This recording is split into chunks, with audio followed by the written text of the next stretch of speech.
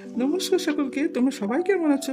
আমার আরেকটি নতুন ভিডিওতে তোমাদের সবাইকে স্বাগতম। ক্রিসমাসে আমার বানানো চিকেনের একটি সহজ ও সুস্বাদু রেসিপি তোমাদের সঙ্গে শেয়ার করতে চলে এলাম, যা খুব তাড়াতাড়ি তৈরি হয়ে যাবে। প্রথমে এখানে আমি 500 গ্রাম চিকেন নিয়েছি। চিকেনগুলোকে মাঝারি সাইজের কেটে ভালো করে ধুয়ে জল ছড়িয়ে নিলাম।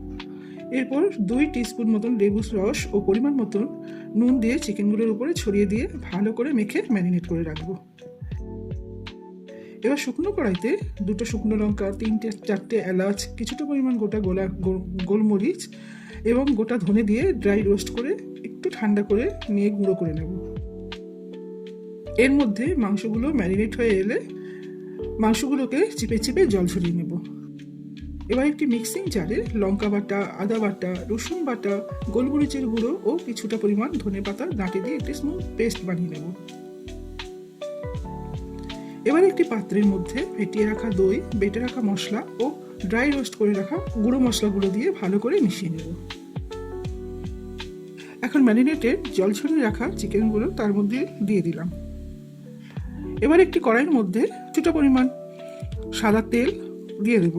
তেল গরম হয়ে এলে তার মধ্যে তেজপাতা ও দারচিনি দিয়ে ফোড়ন দেব। কড়াইয়ের মধ্যে মাংসগুলো দিয়ে ভালো করে নাড়তে থাকলাম। এবার মাঝে মাঝে নাড়তে থাকবো যাতে নিচ দিয়ে লেগে না যায়। উপর দিয়ে ম্যারিনেটেড দইটাও ছড়িয়ে দিলাম। এখানে প্রায় 100 গ্রাম মতো দই নিয়েছিলাম। দেখো চিকেন থেকে কেমন জল বেরোতে শুরু করেছে। এবার উপর দিয়ে পরিমাণ মতন হলুদও ছড়িয়ে দিলাম। আবার কিছুটা নাড়িয়ে নিয়ে ফুটতে দেব। চিকেনগুলো ভালো মতো সিদ্ধ হয়ে এলে উপর দিয়ে ড্রাই রোস্ট করে রাখা মশলা একটু দিয়ে দিলাম। ভালো করে মিশিয়ে নিয়ে উপর দিয়ে আবার কয়েকটি পাতিলেবুর পাতা দিয়ে দিলাম।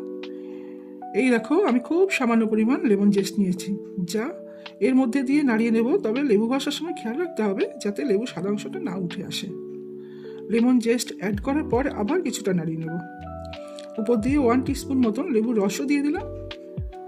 এবার উপর দিয়ে কুচনো ধনে পাতা ছড়িয়ে দিলেই তৈরি আমাদের লেমন পেপার চিকেন। নামিয়ে নিয়ে লেবুর রস ও কাঁচা লঙ্কা দিয়ে পরিবেশন করলাম। তোমরা চাইলে এটা ভাত, নান, রুটি অথবা পরোটা দিয়েও ট্রাই করতে পারো। তোমরা কমেন্ট করে জানিও রেসিপিটা কেমন লাগলো, আর ক্রিসমাসে তোমরা কি তৈরি করলে। অবশ্যই লাইক ও শেয়ার করে দিও। আর এইরকম সুস্বাদু রান্না দেখতে হলে চ্যানেলটিকে সাবস্ক্রাইব করে দিও। আজ তাহলে আসি, দেখা হবে আবার একটি নতুন কোনো ভিডিও নিয়ে।